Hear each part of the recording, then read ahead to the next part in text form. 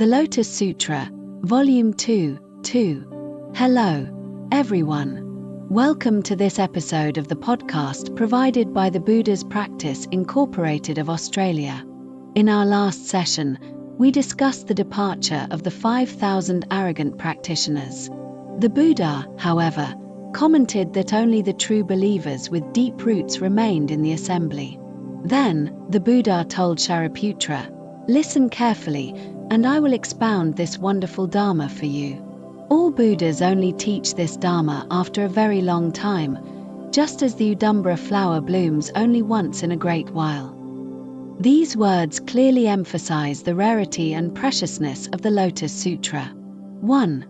The one great purpose for a Buddha's appearance. The Buddha then revealed the core message of the entire Lotus Sutra. All Buddhas appear in the world for one great purpose alone.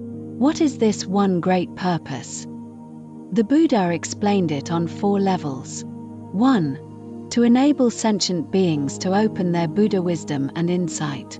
A Buddha appears in the world to help sentient beings awaken their inherent Buddha wisdom and insight, sharing the true Dharma he has seen and known. 2. To demonstrate the Buddha wisdom and insight to sentient beings.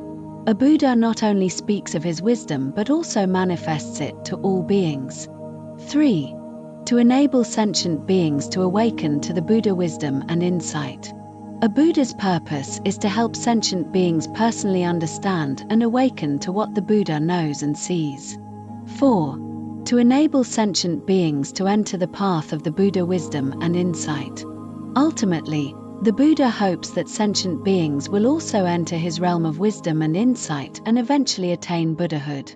These 4 steps, opening, demonstrating, awakening, and entering, eloquently summarize the single purpose for which all Buddhas appear in the world: to enable sentient beings to truly leave suffering behind, attain happiness, and achieve the supreme joy of Buddhahood.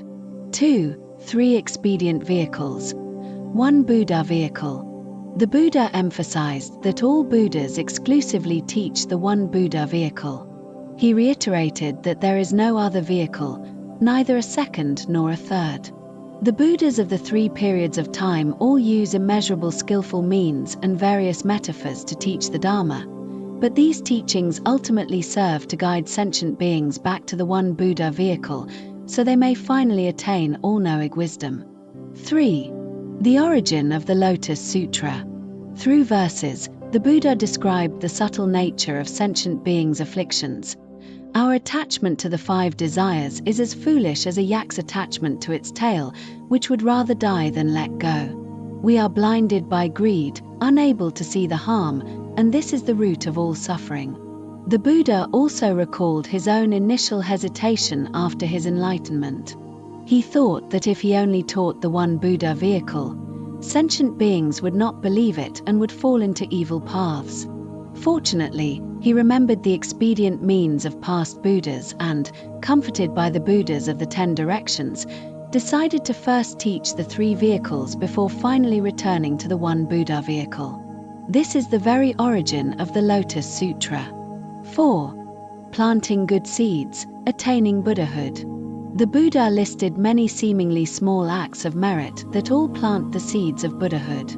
For example, anyone who listens to the Dharma, practices giving, upholding the precepts, forbearance, or diligence. Anyone who makes offerings to the Buddha's relics, or builds stupas or Buddha images, even a child who builds a stupa out of sand, will ultimately attain Buddhahood. Even a distracted person who recites Namo Buddha just once has planted a seed for Buddhahood. These seemingly small good deeds can help sentient beings gradually accumulate merit, perfect great compassion, and eventually achieve the Buddha path. This is because the seed of Buddhahood arises from conditions, and any good condition can become a seed for enlightenment. Conclusion: the one vehicle Dharma and true reality. The Lotus Sutra clarifies the ultimate truth of the one vehicle Dharma.